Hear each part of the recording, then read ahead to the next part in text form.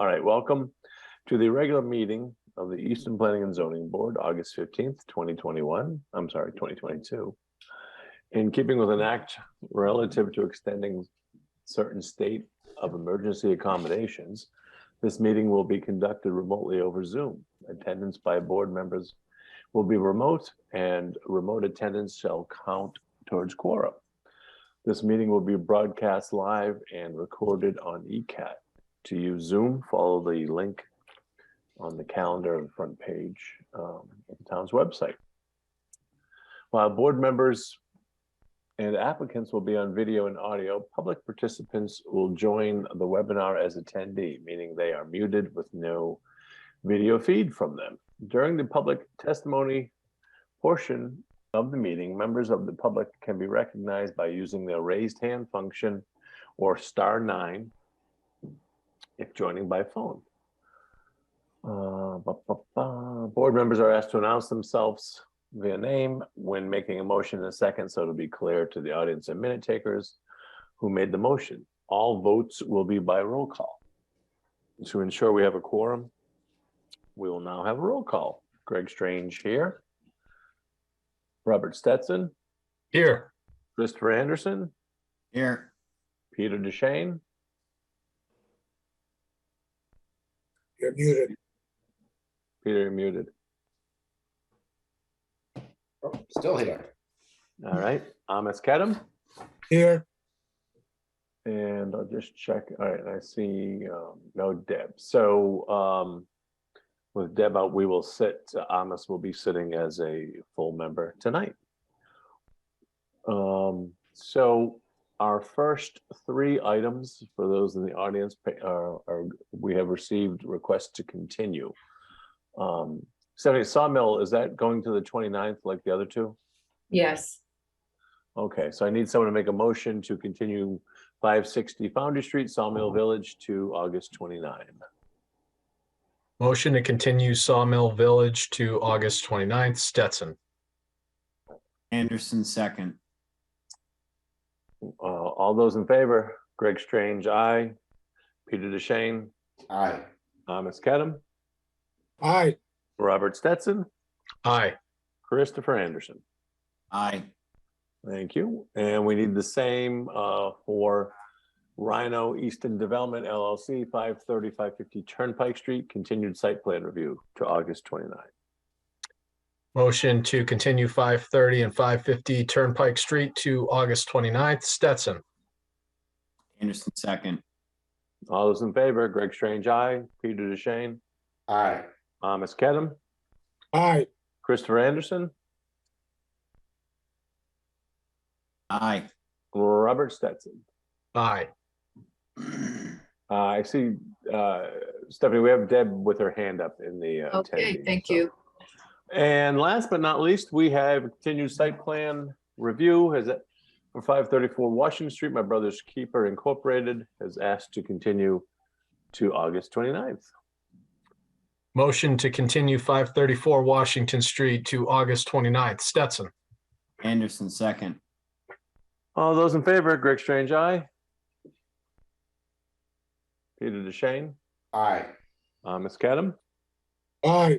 Robert Stetson. Aye. Christopher Anderson. Aye. Right. All right. So first up, we have a continued public hearing, 464 Foundry Street, for a special permit mixed use and site plan endorsement. So we Okay, have I am trying to promote those. right. So did we ever read in this public hearing? No, No. So Yeah. Peter, do you have the announcement for that or the advertisement? I believe we read it way back. Yeah, we said we I don't just- think we did. I think it's been continued from the beginning. Why don't we play safe and just read it? Yeah, That way we're covered. Yeah, okay. I don't remember doing it. I don't have that with me. Right. You'd have to look it up. I can just go full screen here and probably read off the screen. Suzanne, you could just share that maybe. That might be I don't think it was in the, Suzanne, is it in the, No, it wasn't in the binder. I believe we opened it. Yeah. Oh, she might be right. I can go to Permitize and find it. I don't think it's posted there either. Oh. okay. hold on a minute. I will get it for us.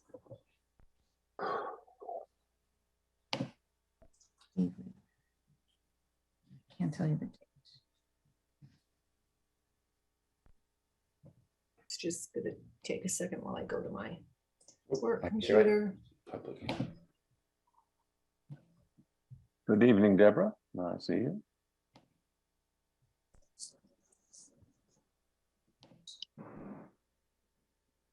Suzanne, is it in the meeting folder or is it in It the should be permits and in, it should review? be in the file folder under public hearing. Is it in the meeting folder or is it in the permits and review folder?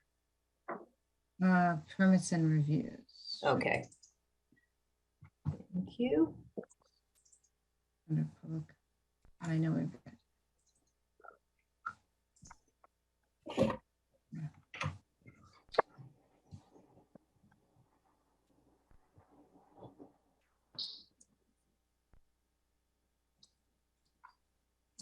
Yeah, it's under mixed use and public hearing. Okay, You see it? I'm getting there. I'm getting there. I know we read it. Okay, and you said you can read it right from here? I think so, if you share. I think I can, I think I can do that. I'm Okay. on my work computer, so I should be able to share that. I can just screen. email it to me. I'll just go right on my phone here. Okay, you know what? I'm going to do that because that way I know you'll get it.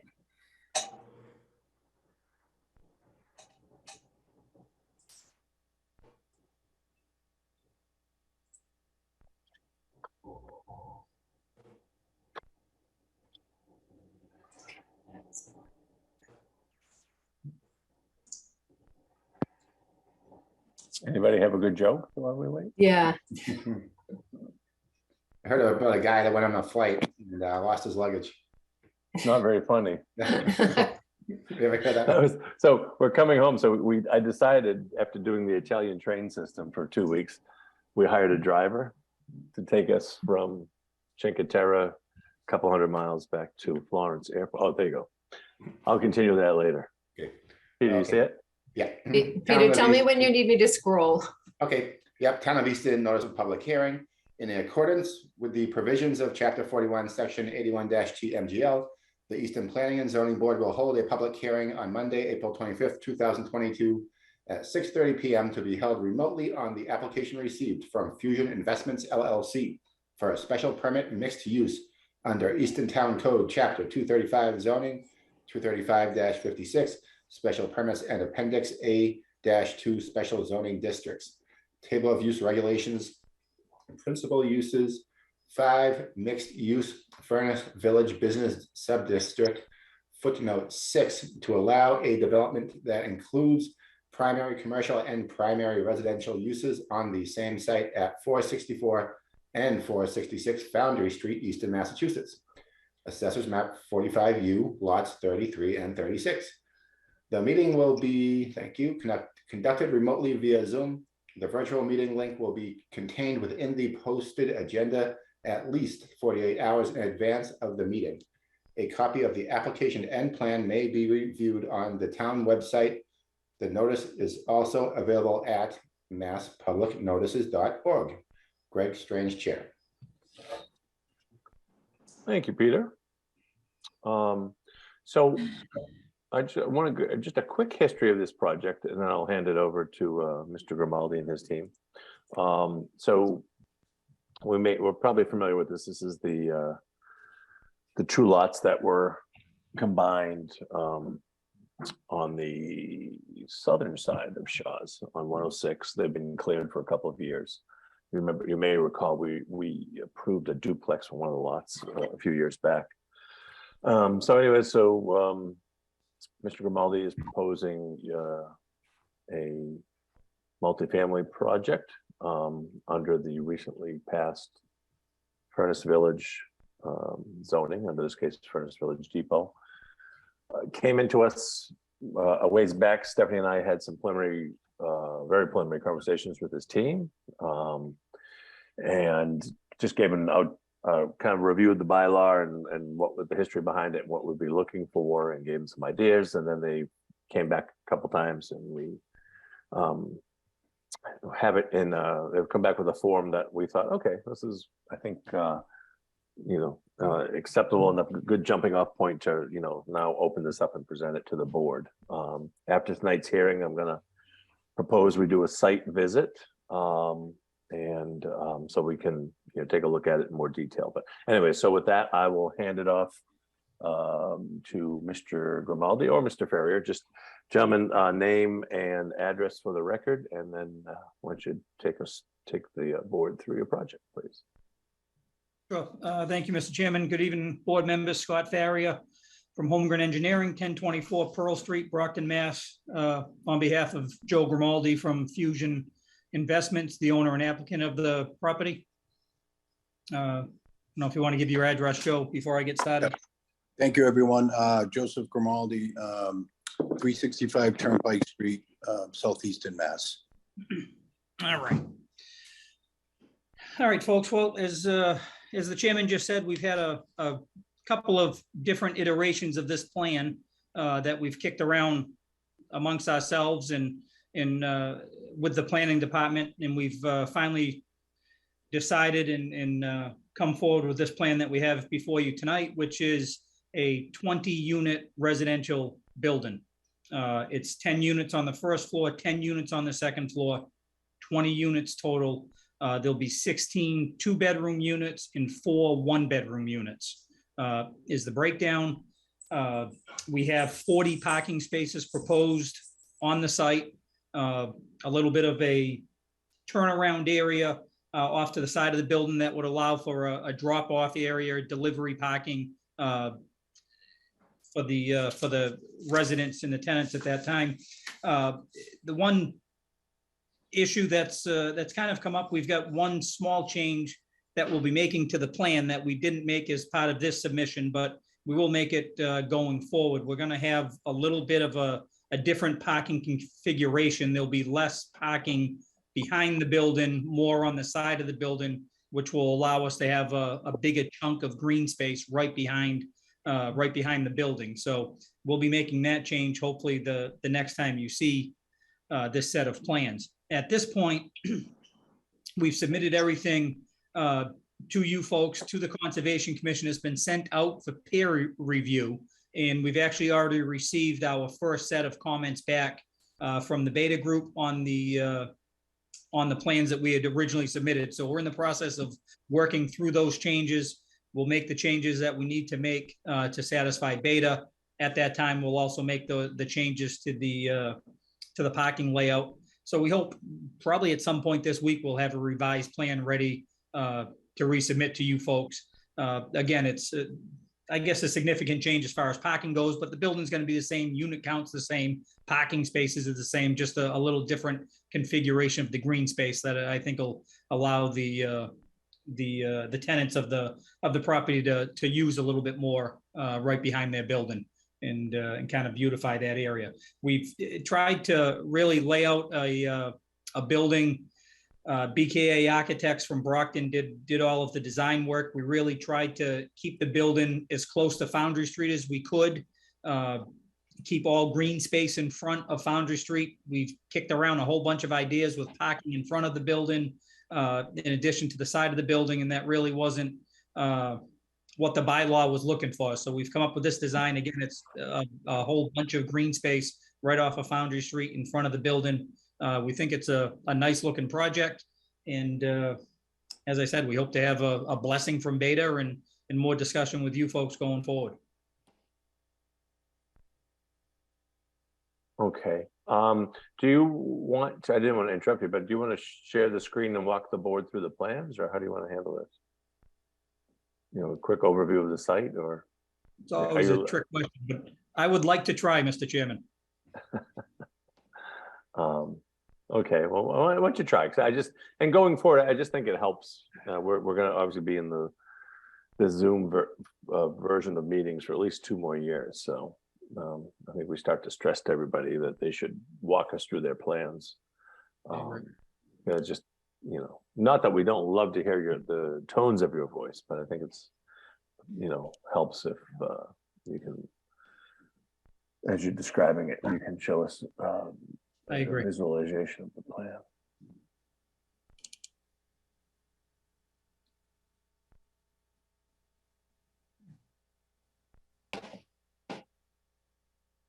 Are you seeing anything? I see email. And down at the bottom, you have zip files. Mhm. Something about J. Crew rewards. Oh, God. Well, that's not me. That's an advertisement. All right. I know I've got it here somewhere. God.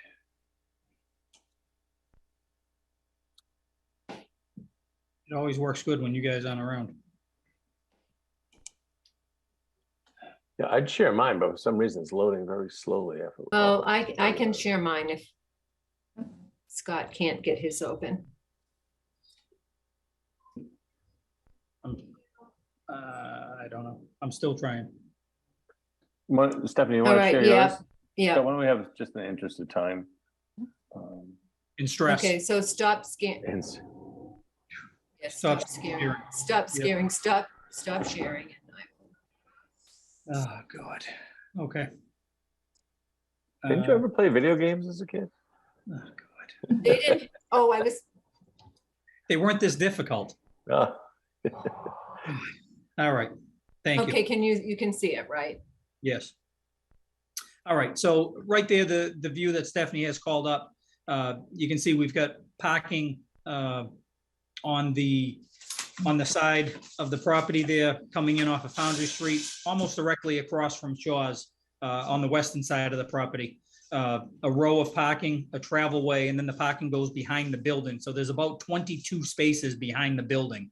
So we're gonna take the majority of that parking and run it up and down the property line, continuing what we've already done parallel with Greenwood Village Street. So we'll get about another 10 spaces exactly heading right in that area. That'll shorten up that parking area and give us a whole lot of green space directly behind the building.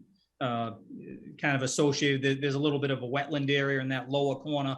There's a buffer zone that's associated with it. So along with doing some buffer zone enhancements for the Conservation Commission, we'll have a whole bunch of green space there that'll be a nice usable amenity for the tenants. And as you can see, the building sitting off of Foundry Street, it's about 35 feet from Foundry Street. We really don't have anything proposed there in the front except for green space. So it'll be a nice open space looking at the building driving down Foundry Street.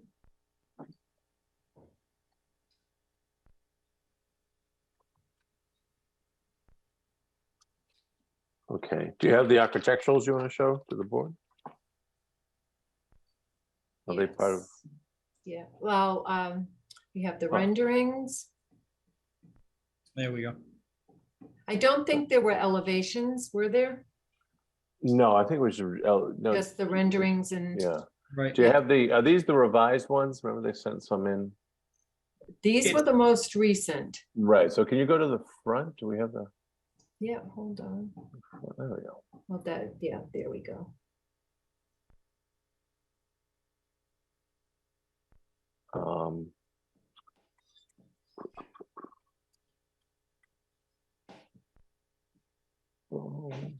And, okay, and then if you don't mind, want to just go back to the site plan? I just want to mention to the board some of the discussions that we had.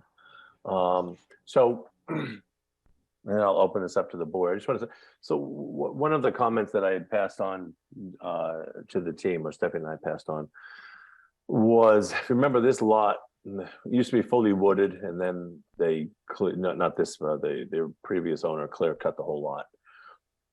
And I kept thinking back to one of our duties as planning board is, to, amongst the many, one is to help maintain Easton's rural character. So, out back is Greenwood Village, and I thought that was ironic that they used to be nice secluded amongst the trees, and then and that was opened once the nice old growth trees that were there. I don't know, they're old growth. But anyways, once the 60-foot trees were taken down, they basically looked at the back of Shaw's. So one thought I had been trying to pass on was, especially with 20 apartment units, and they wanted to try to attract some families and some diverse family types, sizes, I guess, that going back to the master plan was, and there's no real parks in this part of town. or green space. I thought, wouldn't it be nice to, as part of a linkage package, to go in and put in some substantial, almost like a park, like in the back, not necessarily structures, but some green space, but usable green space, because we know once this goes to Concom, I don't know exactly, there's probably going to be some plantings going in, and even though it looks like there's this tremendous amount of green space, I'm not sure how much of it they'll actually be able to use, inside of those buffer areas. So I'd asked them to try to reduce some of that parking between the building and the back, so that the families that live there had some green space. And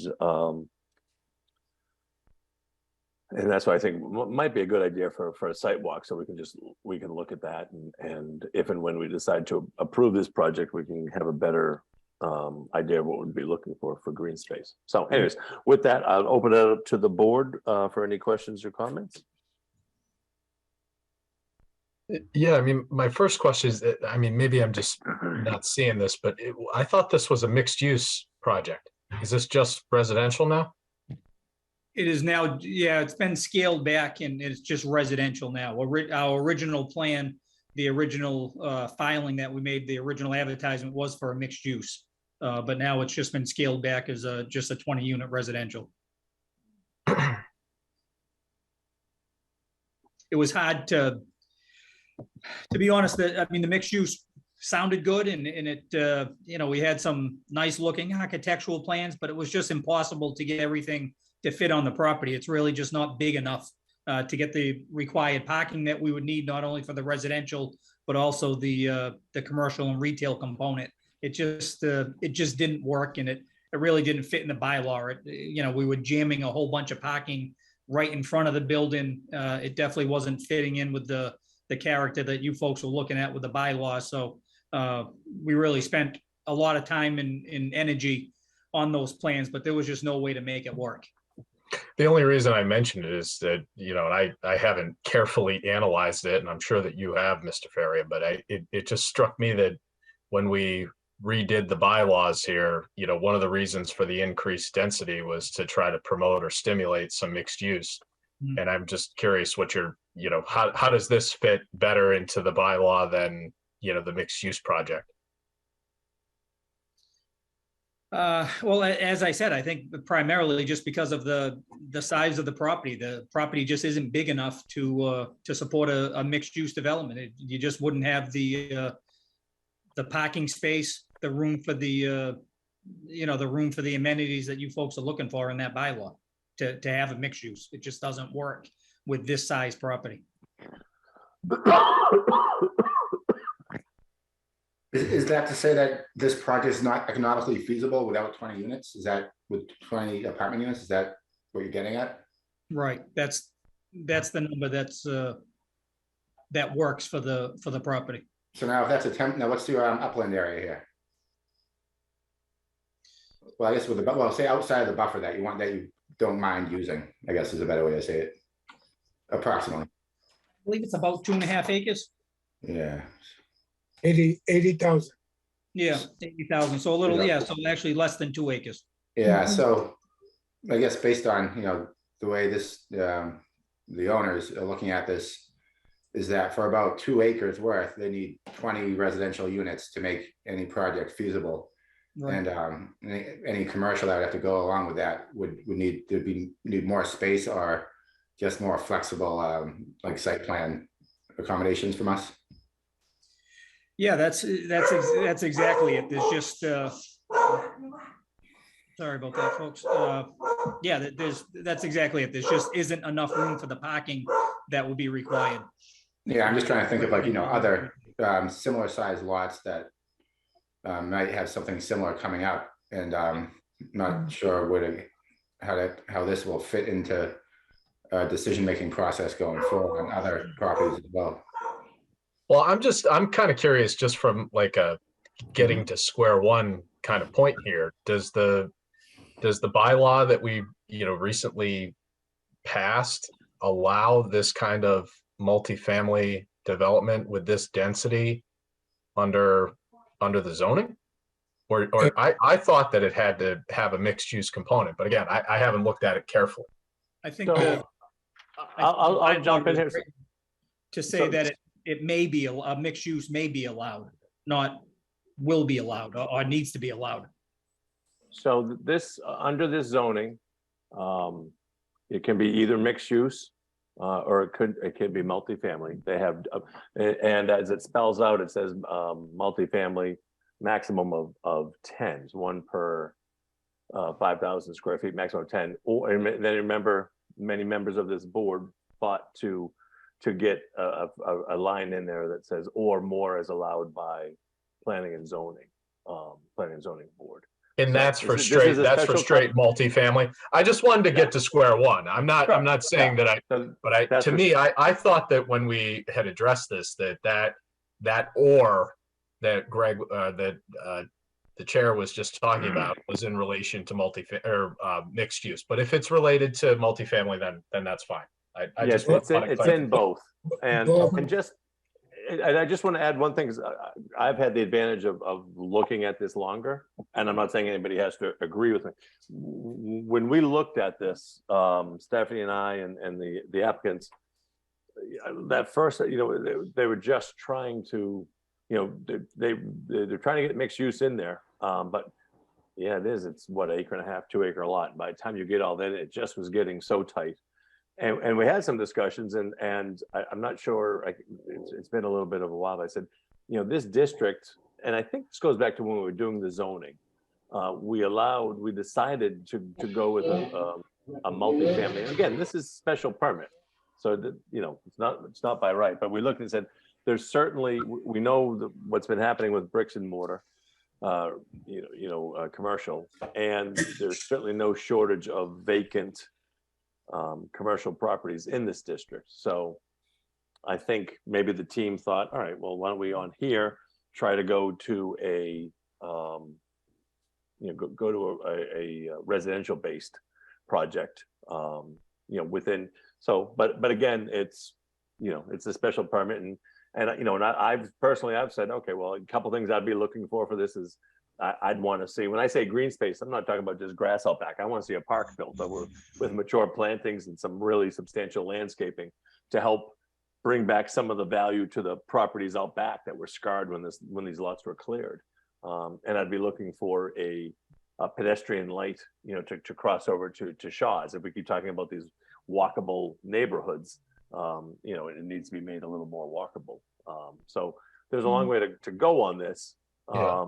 It's just we tried to shape them a little bit with what they're coming in with to before it came to the board, just to get it in a presentable form. If that makes sense. What if we went back a little bit, and now without the additional units, what's allowed on this? Miss, can I have it? 10 max. Okay, so 10 max per property, per parcel, is that what it was? Yeah, yes. Well, yeah. Didn't Stephanie, you just had the bylaw up, didn't you? Okay, so we're doubling. I mean, Well, we're not doing anything yet. We're looking at something that's proposed. Okay, right, yeah. So, all right, I guess I would need a good explanation. What I could say to explain to someone else that asked me is, what made this apartment building, warrant doubling the. But don't forget, Peter, and again, I don't want to get deep in the weeds on this. We can look at it offsite, but this lot could be, it's 2 lots now. They could form this into 2 lots and probably get, I think, 7 or 8 on each. Right. But the thought, I'd rather, I think we talked, and Stephanie, correct me if I'm misspeaking, but I thought we thought one building might be nicer because that's going to reduce Right. pavement. That's going to allow Pavement, the more green paved space. area So and we're the trying to break, soften right. this and making it more rural, frankly. Right. Yeah, well, yeah, that's why maybe just 15 just makes more sense in my mind, but Yeah. I mean, we can go along here. I don't need to. Yeah, and don't forget, if I'm not mistaken, because this includes 2 affordable units, and those are allowed to be outside of what, in addition to the maximum. So in theory, when it says 10 max, if I'm reading the bylaw correctly, the affordable would be in addition to that. So Okay, yeah, I guess I just have to think about it more. And by the math, by the zoning, it's 16, I think it's 16 and a half units is what we're allowed by the 5,000, the 1 unit per 5,000 square feet. We end up with a little over 16 units allowed. Uh, Except that, 10 units means if there's more than 10 units, then you need to have the affordable component. But it's 1 per 5,000, so we're allowed 16 by the zoning. And then add the 2 affordables and, All right, that makes a little more sense, I think, yeah. Mixed use or not mixed use, I have a problem with the density of 20 units here. So if there's 17, you know, or 16 and a half, 17, and you can add the other 2 units, I think it will make a big difference, this additional 2 units, especially considering what we are asking is to keep some kind of green space, less parking, etc. That all will contribute to maybe a definitely good compromise for this property. And I don't know where and how the calculation is based that if it is not 20, it's not feasible. I think is the amount of return that I will believe can be a compromise too as well. So let's focus on the density and see if that is something that is acceptable to us. I had one question that the chair sort of alluded to, which is, what is the plan to kind of connect this development into that Five Corners area? I know there was a crosswalk mentioned, but do you have any other ideas or plans to really kind of integrate this development into the surrounding areas and make it accessible and walkable? I believe there are, and I hate to speak out of school, but I think there are plans in the works for, reconstructing some sidewalk construction down 106 from Five Corners that would get up to our site, I believe. I think at a minimum, as the chairman said, I think if we did a pedestrian, a crosswalk with some kind of a flashing signal to get people across the street into the Shaw's Plaza where most of the retail spots are in the neighborhood, I think that would certainly blend our project in with the retail establishments. There's really nothing else down our end, our side of Foundry Street heading towards Five Corners. So I think everybody from our project is going to want to get across the street, I guess, get to the Shaw's Plaza. So I think that would be the best way for us to tie in. And Stephanie, how would this tie in with any proposed, town infrastructure improvements? My understanding is that the sidewalks that we've been talking about in the roadway improvements, for which the very preliminary designs are underway, it would extend from Depot Street, from Five Corners westward to Eastman Street, and it would not necessarily extend to this property. Now that can be something that I can raise. Well, we can require them DPW. to add a sidewalk. Yeah, we can, right. That's what I was thinking, Greg. Maybe that's. There is, Hopes that as there is the a- other properties get developed. Yeah. there is a sidewalk all the way to the bank from the corner. So yeah, if there were a sidewalk from this property that connected to that sidewalk, you're saying on the bank side? Yes.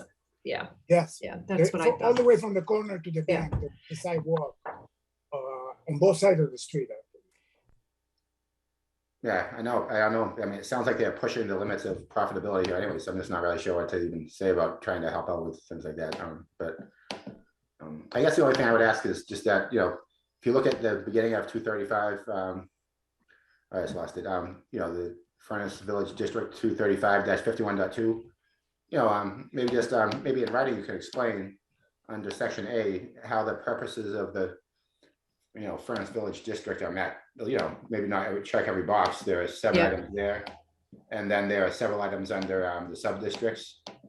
And maybe I just think the applicant or whoever could help me at least better understand how this fits into some of those. I won't go over them. I won't, but right now, but they're right there to read.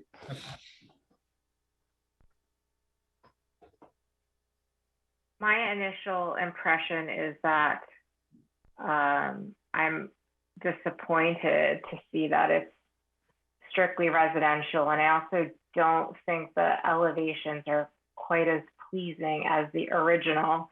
That being said, and given all the other information that you gave, what is the size of the 1 unit and 2 units? It sounds like most of them are 2 units. That's correct. 2 bedrooms, I'm sorry. What is 2 the size of? Let me see. About just under 1,000 square feet, I believe it's. Yes, My, 900 what I'm thinking- square feet. all right, let's just say 1,000 to make it simple. But so if I'm understanding our bylaws correctly, it sounds like this parcel has 81,344 square feet. Is that Yep. correct? Yes, So you're saying by right, meaning that you don't need to come before this board, you could. Nothing by right, it's all special permit. right.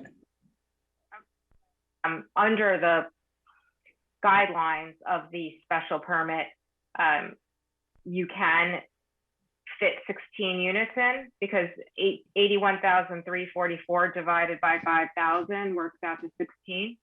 Correct. Standing that part correctly, like you're not really asking for anything. But, and Deb, I'll just interject, don't forget, the bylaw does call out for a maximum of 10. But then, as you remember, there's a few on this board advocated for it to say or more as allowed by special permit by the planning board. Of Just, the I just want size to give of an the accurate lot. reading. I just want to give an accurate. I just want to reading. make sure I'm understanding it too. I know it was a while ago when we all went back and forth and everything with all of this. So I'm just saying it, regardless of the size of the lot, it's up to 10 units. Mhm. Correct. Understanding that correctly? Okay. Yes. But you kind of came up with the 16 sort of based on the 5,000, even though Right. that's not necessary. Okay. And then 20 is obviously more than that. So if the units were roughly 1,000 square feet, is there no way to have, say, closer to 15 or 16 units with a smaller mixed use component?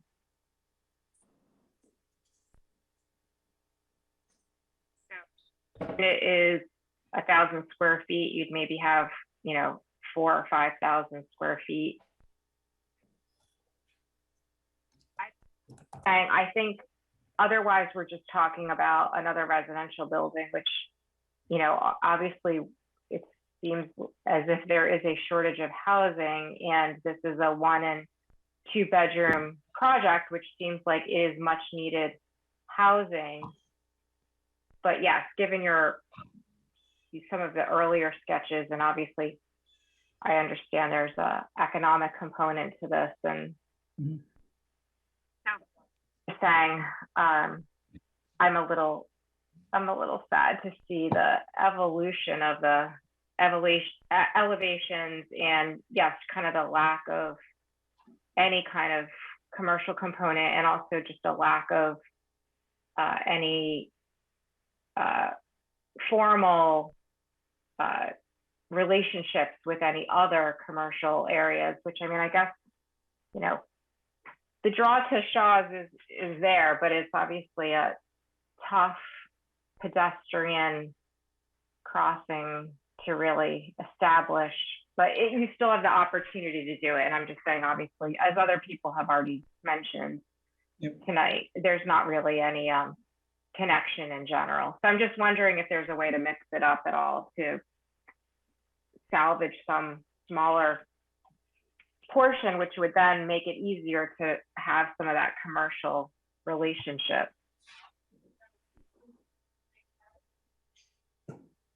I would just ask the board members to, I think it's important that we think of this district-wide, not just the one parcel. I think one of the reasons that mixed use struggles on smaller lots is by the time you start to get into separate entrances, trying to separate regardless of the number of residential units, you start to eat up so much with pervious area that impervious area that you know, there's no shortage of areas in this district within close proximity that have existing underutilized commercial spaces or that could create new commercial spaces. I think going back to when we wrote this bylaw over the course of a few years, and the reason we go to special permits is to leave us flexibility. It's not like every project that comes before us, and I know there's going to be some more soon. Not everything has to be straight residential, you know, or straight mixed use. But I think it would be a mistake if we were trying to get mixed use on every project, because I just don't know how successful that's going to be. And I think maybe we'd have a better approach for a successful district and for an increase in property value, which is really what I'm looking for, because that's how we're gonna keep our taxes in check, being a residential base. Try to get the best project possible in a commercial area. And I know it's tough to look at something that's all straight residential, but and I know a lot of time, I know folks, a lot of residents in this town are upset with the amount of apartments that have come in, mostly the large scale 40Bs. But here's a project that at least we get to have. It's a much smaller scale than those, and we get to have a very substantial say in, not just whether we approve or not, you know, in the aesthetics and what we're looking for in this. And we've made it clear to the developer that we look at some of the other residential projects in town, and there's been quite a substantial linkage or mitigation package, and you know, we'd you know, be looking for that here. And I threw out that couple ideas I had about a light for, you know, an active light to stop, because this is a difficult street to cross, and then some creative green space out back. And I don't mean just, you know, just hydroseed and you know, and a couple of blueberry bushes in the wetlands. You know, I want to see a substantial landscape. I want to see a park, you know, that these residences could use, because I think that adds to the value of it. But anyways, those are just my thoughts. But it's having looked at this for a while, it's tough on these lots to do mixed use and or to do mixed use. Anyways, that's what I was saying. I have a question for Stephanie. Do you know if this building will count into our obligations to the state for The SHI, the subsidized housing inventory? Yes. Yes, the requirement for affordable units, which is, you know, this is our inclusionary zoning. Those units have to qualify for the SHI. So they have to follow the same process. They have to conduct a lottery in market for eligible applicants for those rental units. But what should not be a problem, right? No, I mean, this is, so 20 South Street, that's what they need to do and go through for their affordable units. The same for Goodspeed Estates and Weber Farm. Okay. Elevations again? Deb, was that a question for me? Sorry, Deb, what was that? I said, can we look at those elevations again? The renderings, yes.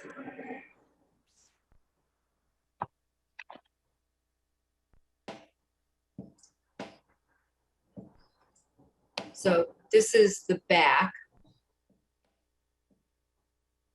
That shows the parking. This is the front elevation along Foundry Street.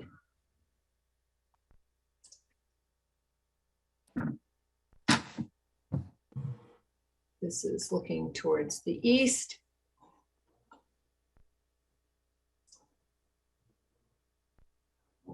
It's just kind of general. Is there anyone in particular you want me to stop on, Deb, or? Really we were looking at that site plan for a while, so I just wanted to. Yeah, let's keep it on this one. I think this is Yep. no, this is the entrance, and you know, And Deb, just to give you an idea, because I know as you and I are both involved in design in our day gigs, and get 10 designers together and you'll get 10 different design solutions, right? And speaking, real preliminary with the first version of this that we saw, the architect kind of described he was looking for sort of a farmhouse, or sort of where this entranceway is, to the right side, if you will. And they're adding stone and things like that in the porch. And then down the left, you saw that as a barn. Now, all of these covered balconies, as you see, and I told this to him, so I'm okay saying it. And I said, look, I understand it's very difficult. I don't like to critique someone's work, especially having not known what's going into it.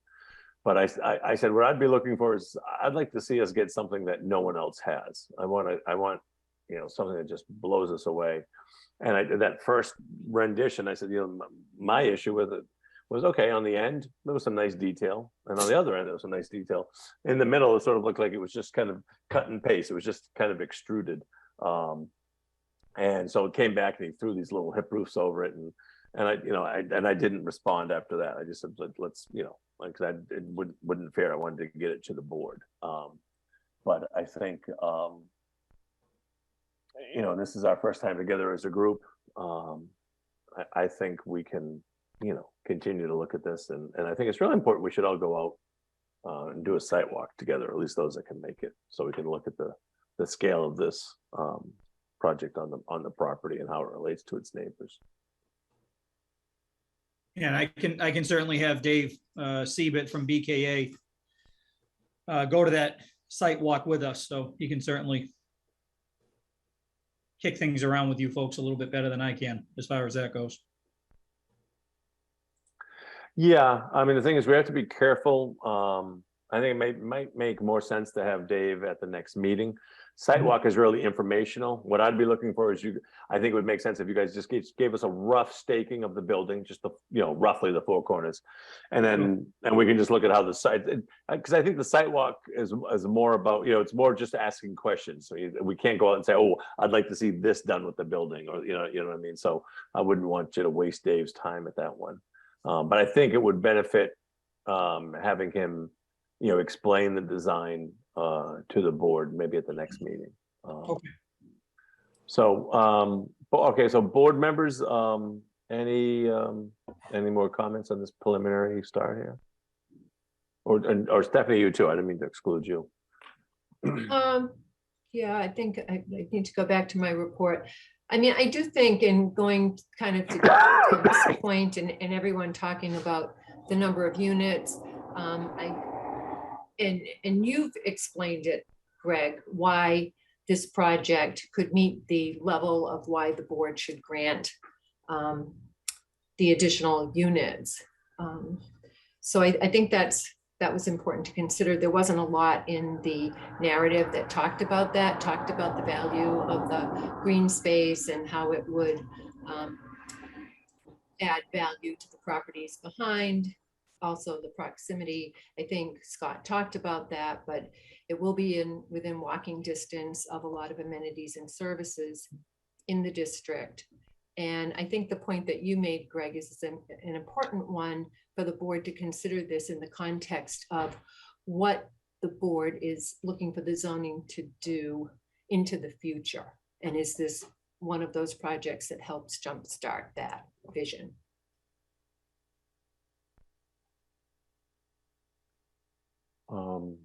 So anything else from the board? Yeah, I would like to say that I don't know how a relatively high density residential building contribute to the character of this area, what we wanted for this area to be. I have mixed opinions on that one. And that's the reason I said that maybe a compromise on the density will be something that might contribute to make this project better. Okay. And board members, anything else for tonight? We're good. Without making any direct comments about the architectural, is just that I think that the face, the entrance face, and it looks possibly, does have, it doesn't, it has a more varied and possibly more appropriate look for Boundary Street, where the middle section with the balconies does feel very residential. And I guess if we're talking about, even if it's a completely residential building, if we're talking about, you know, trying to make relationships with other areas, or have it maybe not read completely as, say, an apartment building, I think the entrance face is much stronger. So perhaps that's something that could just evolve.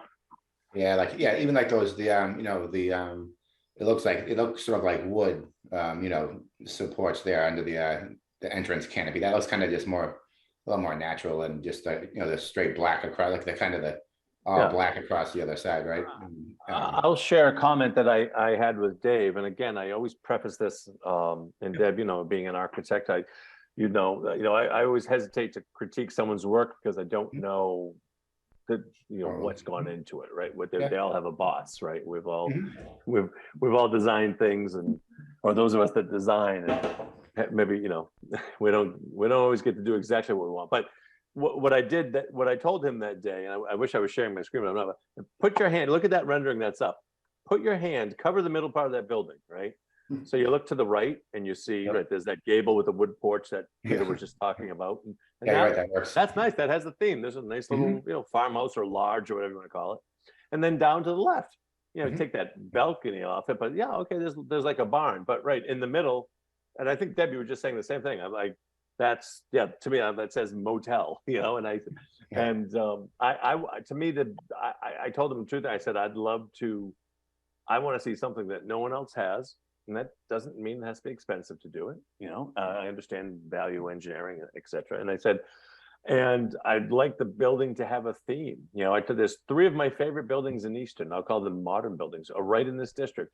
One, and you probably beat me, you guys have heard me say this so many times through the years, but there's the Northeastern Savings Bank building across from Shaw's. Now, clearly that was sort of or highly influenced by the Ames Gate Lodge, but a wonderful kind of rendition of it. Now, I'm not saying I don't want a Richardson knockoff. I don't need an Ames building. You know, then look at Whistle Stop Village, Whistle Stop Plaza, you know, where Pops is. That's a very simple, very economical building to build that looks like a train depot. Wonderful, has a theme. And then look at that 55 and over that went in a couple of years ago. Probably I bet you that's the most expensive building per square foot built in Easton in the last 100 years in today's dollars. I mean, but you know, it is what it is. It's a large, you know, senior housing thing, 3 stories, but it's still, they've put a lot of rich detail into it. And I'd like to see this, when this building, if we approve something here, I'd like to see this be a home run, because I want to be able to, because folks in this town are tired of getting apartments. Now, that doesn't mean we shouldn't be doing them, and I know our first reaction is always, but I look at them like, what's a better solution? I don't know what a better solution is for these commercial lots that we have. They're smaller, they're infill lots, and, you know, retail has changed, and there's, you know, there's I'll take this over another drive-through donut shop all day long. And that's not a shot against drive-through donut shops, but we have a lot of those in Easton. So if we're going to add some more rental housing in a downtown setting, and again, think back to the future, 10 years from now, you'll be able to walk from this building all the way up to Target. There'll be a commercial zone in between, and there'll be a historical zone. And, you know, as planners, we need to look ahead, and we need to craft what we want to see. So I just don't want to, you know, I think it's important to look at this district wide, because let's say for example, let's just say we approved this building, right? Or, you know, this kind of density, this kind of quantity, really. Then we could say, okay, you know, that's enough. We've got enough of this district. Now You know, we're not setting a precedent. That's why it's special permit. We get to look at this on a case by case basis. So we might say, okay, we'll do this, but on the next one, we need some commercial, or oh, we need some commercial. I mean, that's what we need to figure out. But I would say when we wrote the bylaw, and we spent a lot of time on this, and most of you, I think all of you were involved in it. We gave ourselves the options for both multifamily and for mixed use. I think for the very reasons I'm trying to touch on. So.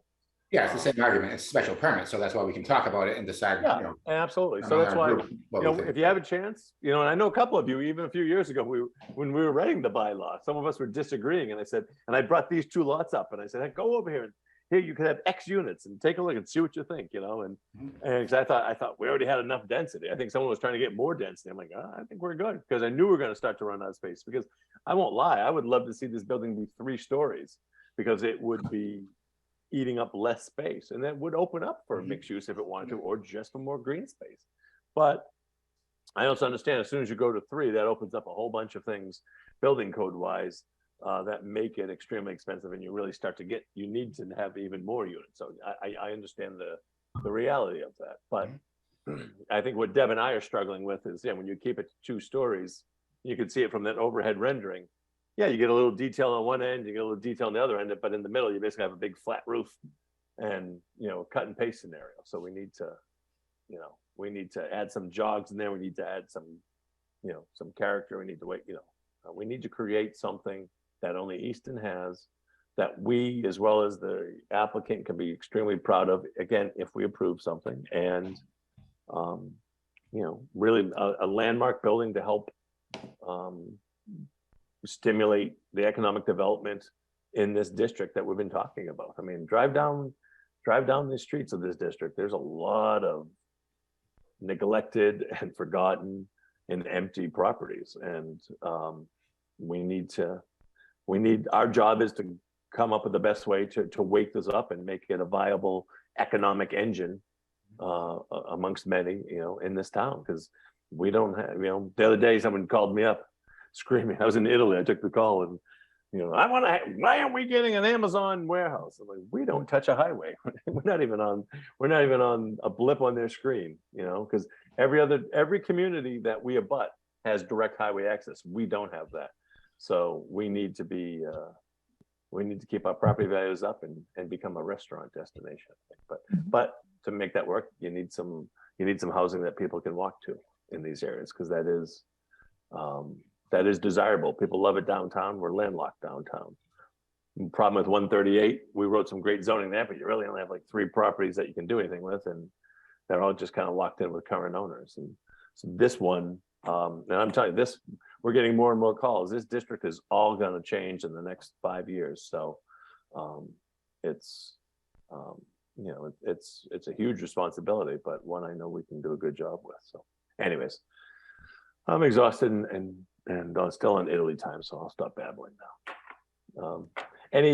So can are we all good? You want to, I don't even think we have anybody in the audience, right? So we have Joe from ECAT. We have someone named Marcia. I have not. If anybody has any raise a questions or hand. comments in the audience, please raise your hand. But I think at this point, we should continue. Should we continue to the 29th, right? Because it sounds like you're going to have some info back from peer review. And then what do you guys, board members, I don't know what every summer schedule like. Do we want to, and I saw a hand go up, but we'll get back to that in a second. How do we feel about having a site visit before the 29th? Does that work for anybody? Yeah, I'll be around. I was away last week, so I'm around for most of the weekdays for now, rest of the month. So let's pause. I just want to see if there's a hand up. So Marcia has raised her hand. So Okay. Marcia, once Stephanie Yep. calls you in, if you could just give your name and address for the record, and we'll entertain your question or comment. Thank you. My name is Marcia Nodell. I'm a resident of 478 Foundry Street. I've been here for 39 years, and I'm very pleased to see that it's no longer designed as mixed use. I was concerned about the parking, the traffic, and all of that. I do have a couple of comments. I agree with Deborah that the architecture could be a little more pleasing, but this is a first draft, because last time I looked, I was looking at a mixed use drawing, so I'm sure this will evolve over time as well. My big concern is a couple of things. Number one is the sidewalk. I think that should be included as a requirement, that there be sidewalks so we can extend the reach from 5 corners to these properties.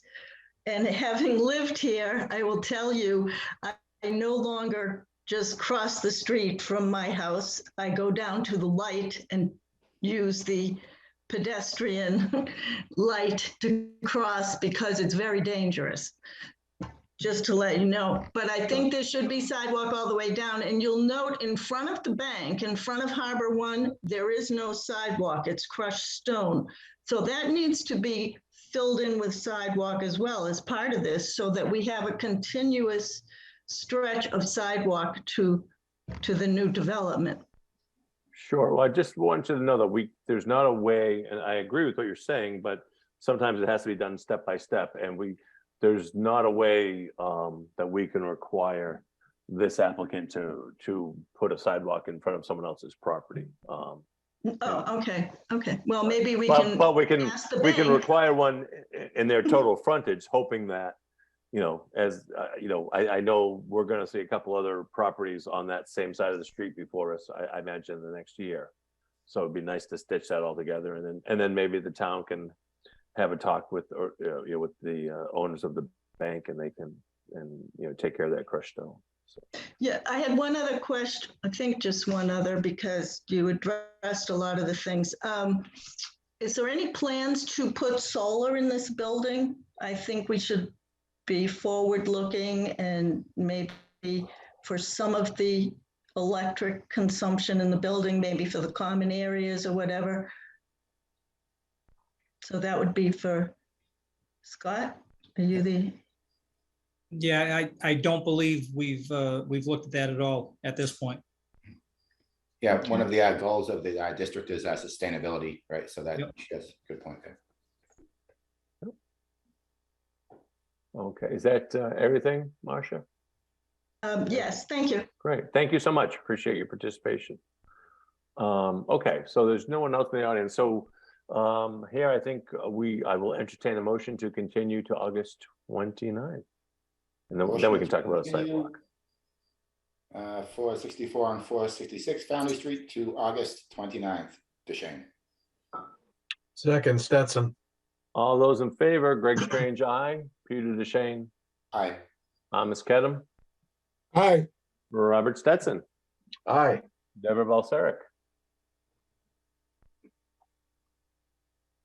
Deborah Balsaric. Oh, she didn't say muted, but I can't hear her, but she said aye. I could see her move her lips. Oh, now I can hear. Say aye, I can hear you now. Aye. There you go. And Chris Anderson. Aye. All right. Looks like Chris is calling in from prison tonight, doesn't it? Can I say that? Well, I already did. So anyways, all right, so when do we want to do a site walk, folks? My schedule is pretty open because I'm getting ready for a wedding in my yard, so I'll be around. So you guys, do we want to do a morning? Do we want to do an evening? I guess Fine, mine. but I'm sorry, Deb, what'd you say? either one, but I'm on vacation on the 29th for whatever that's worth. Okay, that's it. Peter, what did you say? I'm sorry. Oh, I guess the mornings would be cooler. Not that. All right, sure. How about, I'll throw down, how about next Tuesday morning? The 23rd, does that work? that worked for me. Did I get that right? Yeah, 23rd. The 23rd is Tuesday. Applicant, does that work for you guys? That would be fine, Mr. Chair. That's fine, thank you. Mr. And- Stetson? That doesn't work for me. Okay. 24th, or what works for you, Bob, in that neck of the woods? Yeah, the morning of the 24th works fine. 24th, everybody? Like Wednesday? All right, what, do we do 8:30? What do we usually do? I think we usually do 8. Yeah, let's do 8. I have a 9 o'clock that day. Getting for old. I have Just a something- mugshot look, sorry. I- So I 8 have o'clock on something- the Wednesday, the 20. 4th. 4th. Is that good? I have something. I have an appointment. Doctor's appointment. Thursday, the 25th? We'll make it one of those 3 days. And see what we get the most people on. 23 and 25th is okay. Can everybody do the 25th? All right. It's the 25th, Thursday at 8 a.m. And Stephanie, will you send out a reminder? Do you mind? Or We just- will, right, we will send that out. Thanks. Yes, and I will, not that it matters, but I will not be around that week. Okay. Well, you're familiar with that site, right? Right. You've As I been there. said, it's Right. not that it matters that I be there. Okay. Thursday, 8 a.m. Site walk. Okay, great. We've continued, so we are done. Thank you, gentlemen. All right, So, thanks. so you'll have just the rough 4 corners of the building, do you mind? Yeah, We just so certainly can- will take care of that. Awesome. No problem. Très bien. Thank you very Thank- much. Thank you. Thanks, guys. Thank you. Thank you. All right, let's see. Back to agenda here. Board business. Excuse me. Why don't we do the variances first? Get that stuff set. Then we can do. So we have variance 507 Foundry, number 22-7.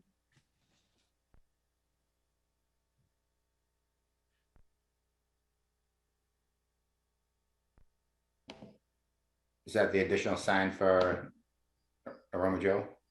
Yes, it is. Or additional sound? So Stephanie, is a pylon sign and one building sign are allowed, right? Just not 2 building signs?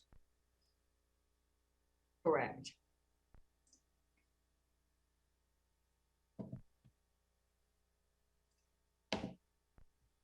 So this is having just flown in. This is the first time I've seen it. Do they have pictures of the signs?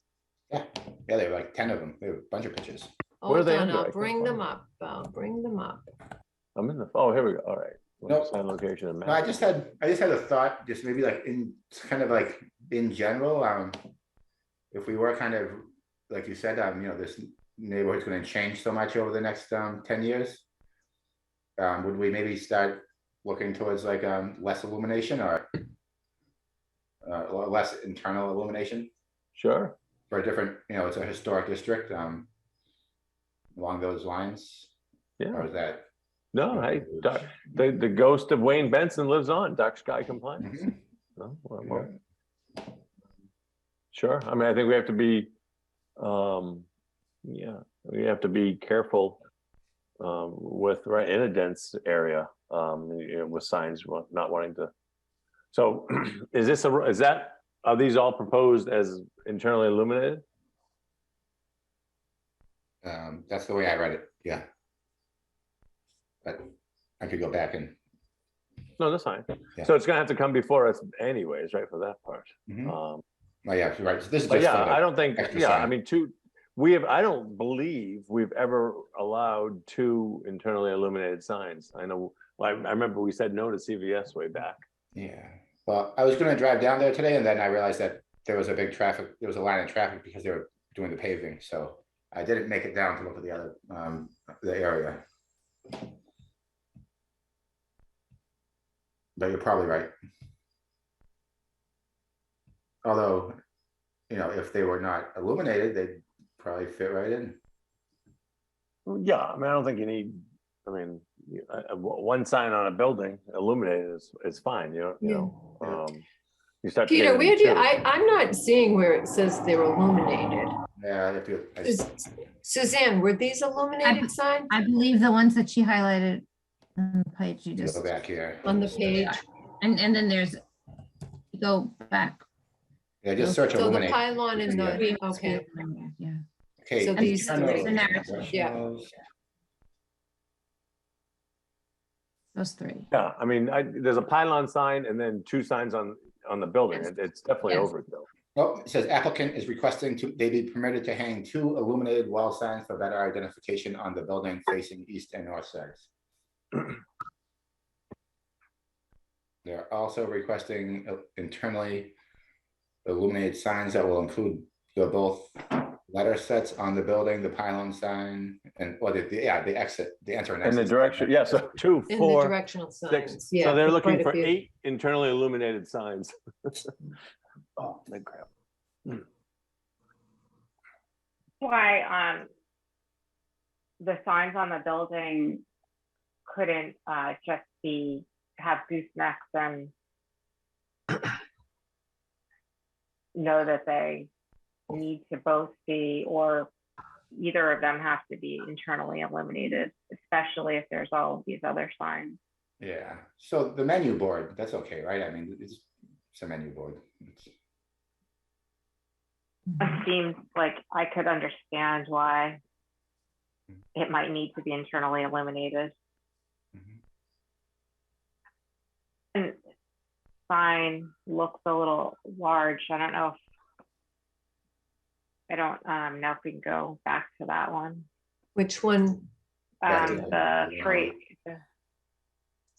Yeah, one was like 108. Yeah. And one's inches, 90. the other was 90 something. Oh, 180 inches, and then oops. I think they have that on the, Yes, move around. one's 180 and one's 96. Okay. So this is the longer of the two, and this is the shorter along the So the one on side. the front's the big one, I guess. Mm-hmm. Fine. Entry, exit, the pylon. Is the pylon already exist? I can't remember. I don't think so. I drove by, they clear all the front and there is nothing there. Yeah. There may have been. But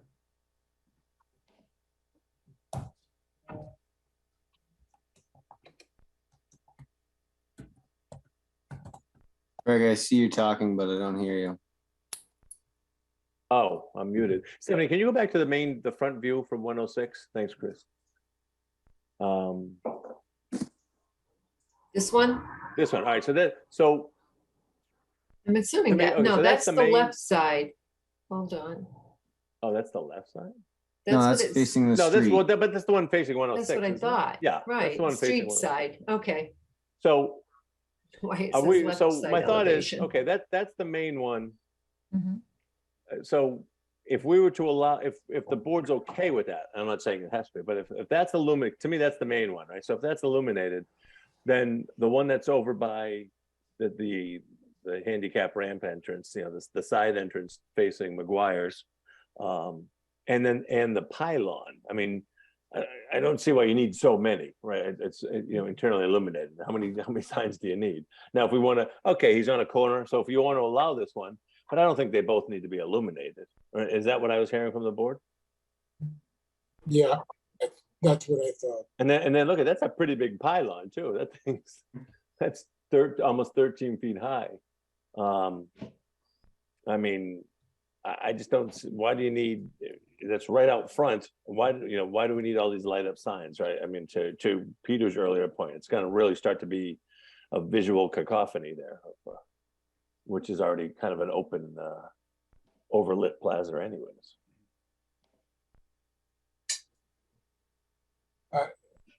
Yeah, I feel like if you wanted a lit sign, you'd want it more by the entrance, which would be in 3 here, maybe not even number 2. If you did 1 and 3, not 2. But I guess that's up to them if we're only gonna give them 2, which one they want. I mean, at least cut out the pylon, but if you could suggest that. What do you, that's what I think. I'm not sure what you guys think. Let's go on here. Okay, not do the pylon sign.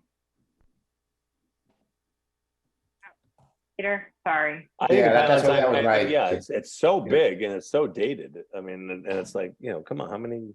Mhm. I mean, we've never allowed this many light up signs before. Mhm.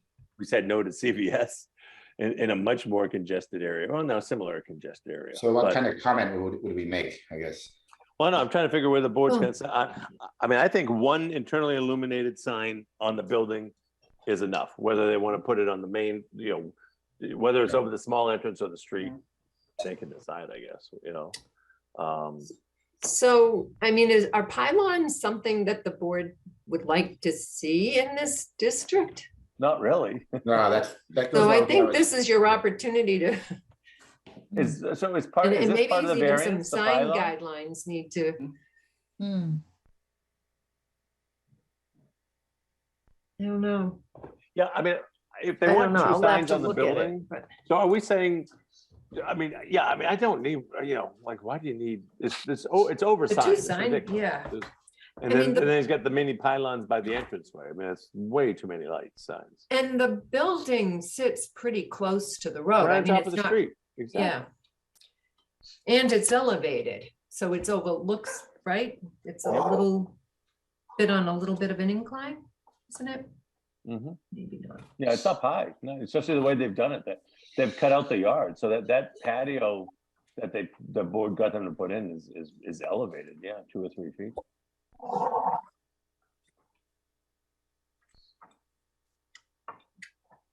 So what are you thinking, board?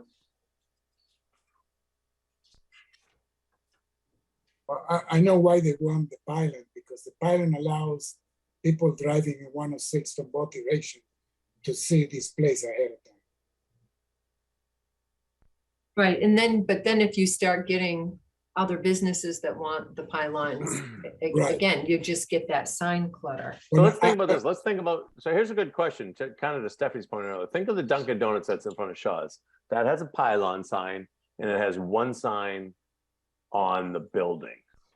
And I can't tell you, I drive by it every day. I can't tell you if they're illuminated or not. I imagine that they are. But there's 2 total signs there. And then I know on the back by the drive-through now, they redid it, their new branding, it says Dunkin', but it's not a light up sign. So let's start pylon. Do we think we want the pylon or not? There's a question to be had. And then on the building, do we want to allow 2 signs? And do we want them both to illuminate or just one of them or none of them? Or do you want to allow the pylon to illuminate and not the signs on the building? Or do you want to let everything illuminate? What do we?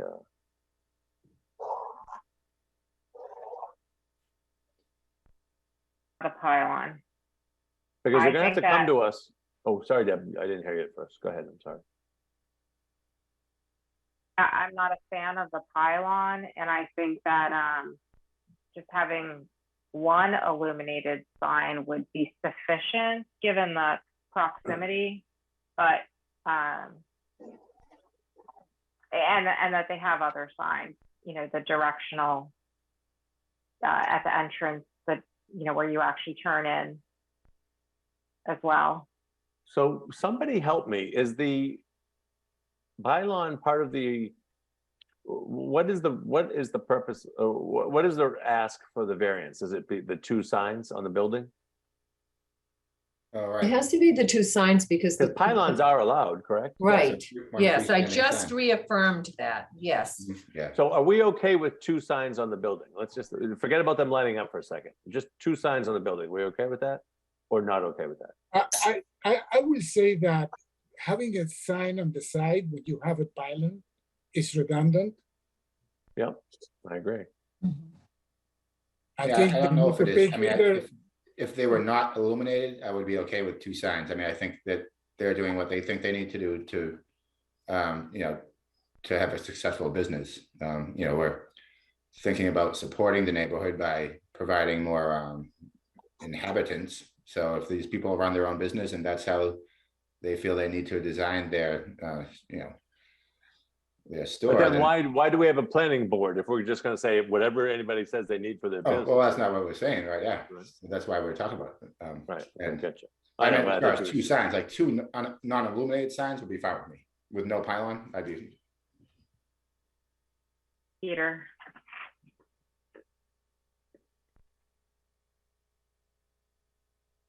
we will consider telling them either the pylon or the one on the side, not illuminated. Pick, none of them illuminated. only one of them illuminated. All right, so how about something like this? And I'm just trying to Yeah, find a consensus here. So we're okay with the, am I hearing we're okay with the pylon? Forget about illumination for a second. We're okay with the pylon if there's only one sign on the building. Is that what I'm hearing? That's what I said, yes. How does everybody else feel about that? I agree with that. Yep. and I And- said we were okay with 2 even if they were not, the other 2 signs were not illuminated. So 1 illuminated sign, basically. With the We- pylon. Well, and remember, the freestanding is just by the bylaw anyways. We can't just Yeah. say no freestanding sign, without. Mm. Right, and they can put a spotlight on their sign. This is only, if we allow 2, you know what I mean? Yeah. So, which is a little more subtle than So, and then all the little exit signs, or do we want those illuminated or not? I don't think they need to be illuminated. I think it's getting crazy. Talking about light pollution. Sure, that sounds. It sounds good. The area is illuminated. You see those signs, even Right. at night.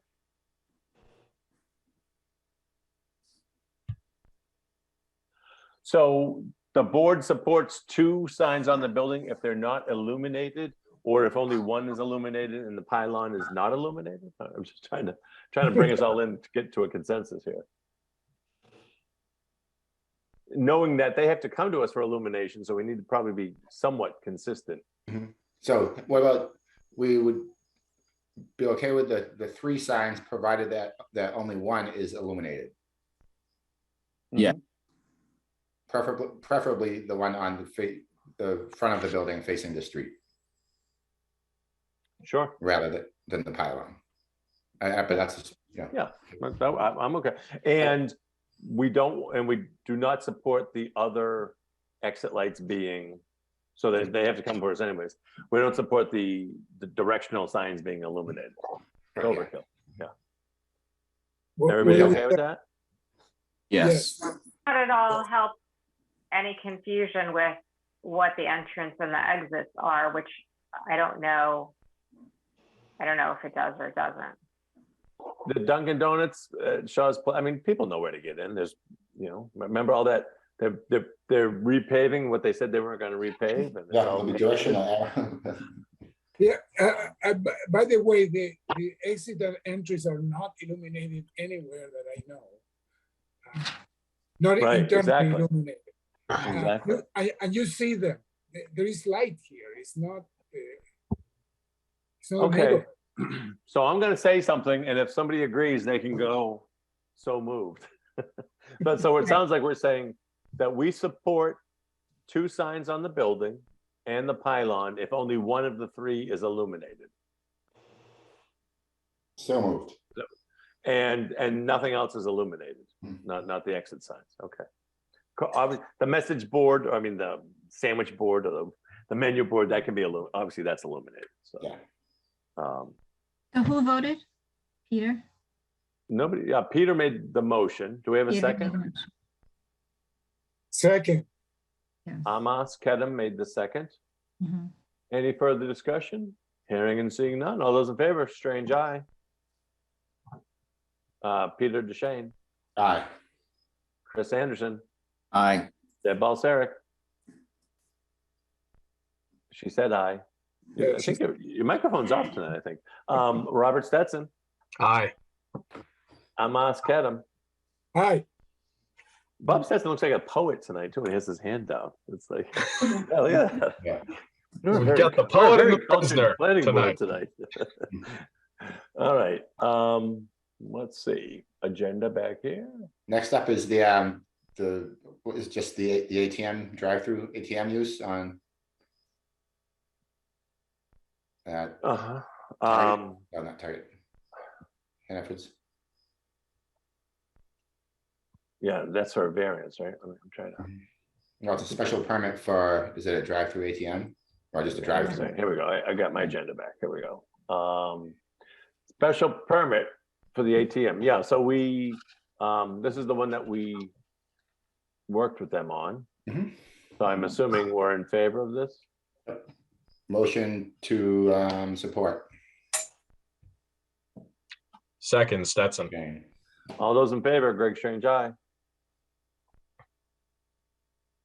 Oh, Thomas Kedem, keep forgetting. it. Aye. Deb Balsaric. Robert Stetson, Aye. Peter DeShane, Aye. Chris Anderson. Aye. All right. Très bien. Next up, we have meeting minutes. Peter, what do you got? Yeah, I looked at it, read the whole packet today, and they looked good to me, so I'll make a motion to approve the minutes.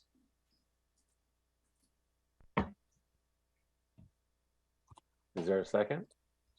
Anderson, second. All those in favor? Peter DeShane, Aye. Deb Balsaric.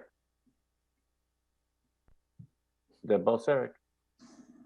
Okay, your microphone's not working, is it? Chris Anderson, Aye. Robert Stetson, Aye. Thomas Kedem, Aye. Greg Strange, aye. All right, board discussion, zoning amendments for special town meeting, November 14th, 2022. Potential vote to hold a public hearing. Ms. Danielson, the floor is yours. And you're muted. Oh, you're muted. Stephanie, I'm muted. Oh, there. Yes, sorry about that. That's okay. So there's been some talk, Greg had been kind of talking with me a little bit about looking at the zoning around the Depot Street, Center Street area where the monument is and all the road work and movement is occurring. Some of the changes there, you have the church that was in transition. I think Greg has said it since has sold, but and the town administrator has been kind of asking what the zoning might look like there. It looks like there might be some action on the Reed House, just it's in disrepair. So the idea was, and then with the central school, which is not one of the preferred alternatives for location of the new public buildings that may be going in, public safety and DPW. So there's like to talk with the board about potential zoning there and what that might look like. And I think Greg, you have some ideas of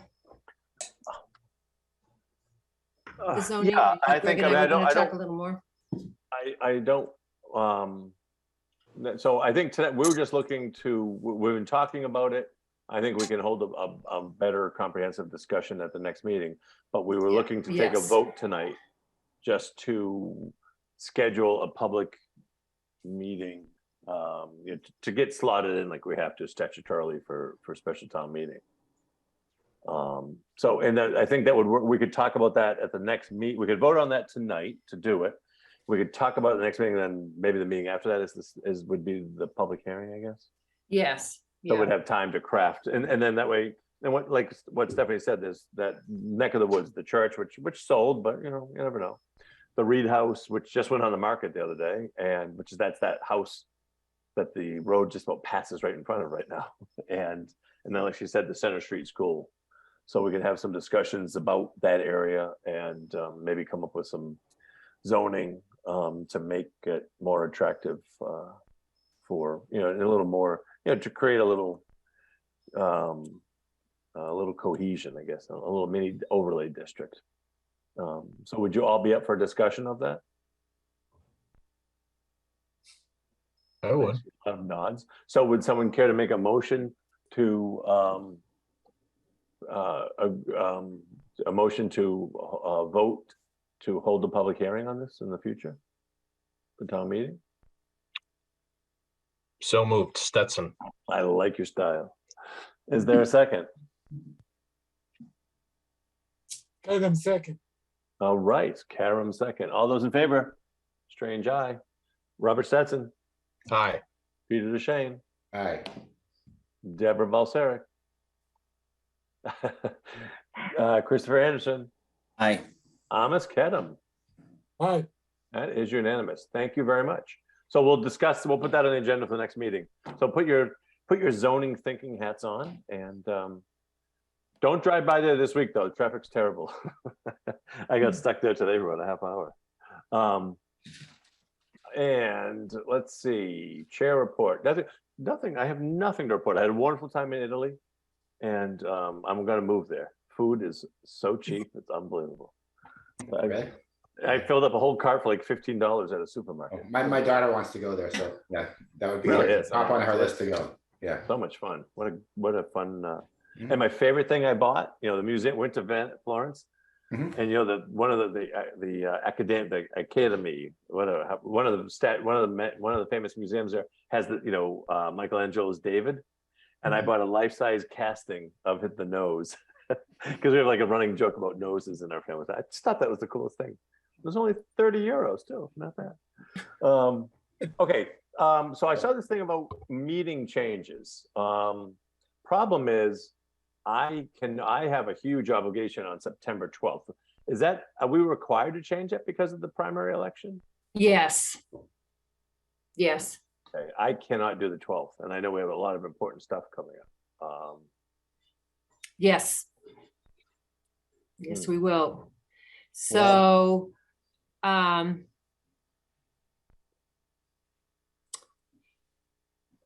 the other option is to change it during that week to the 7th. Let me get my calendar in front of me. So the 12th would have been the following week, but why do we had it originally scheduled for the 6th because of Labor Day. Now it's primary, the 6th is primary election day. Would the board want to move it to the 7th? Wednesday. Sure.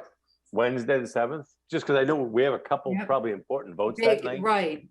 Some things we need to get off the board. Wednesday the 7th. I can do the 7th. Do we have a quorum on the 7th?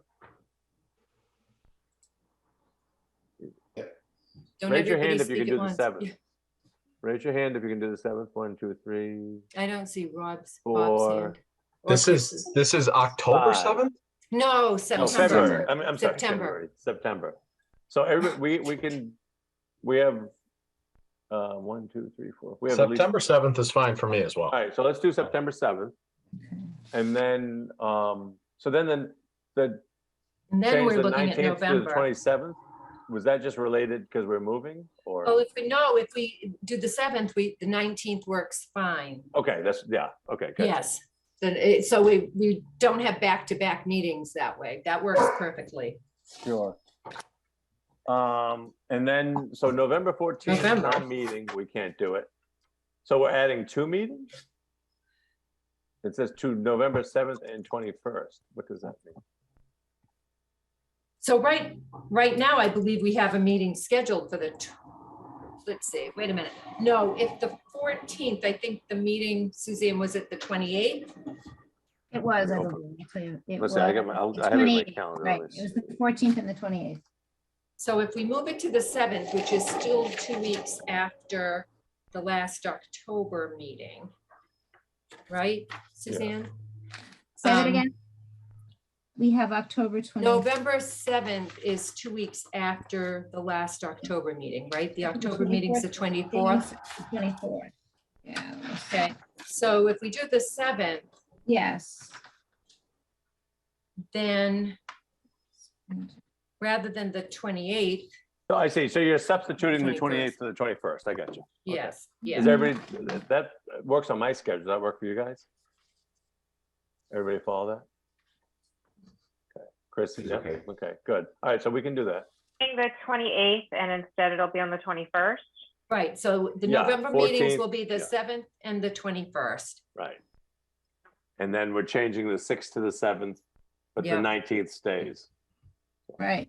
I will do a new schedule. Yeah, I was gonna, will you just send a memo out on that, I will send a new schedule and post it. please, and thank you. Tomorrow morning, so while it's still Sure. fresh in everybody's mind. That's great. Sure. All right, so I think that's everything. That is, Motion to adjourn. Second, Stetson. You guys really want to end this? Well, it's 2 nights in a row. where we just All move those in on. favor, Strange eye, Robert Stetson, Aye. Peter DeShane, Aye. Deborah Balsaric. Thumbs up. Yep. Amos Kedem Hi. and Christopher Anderson. Aye.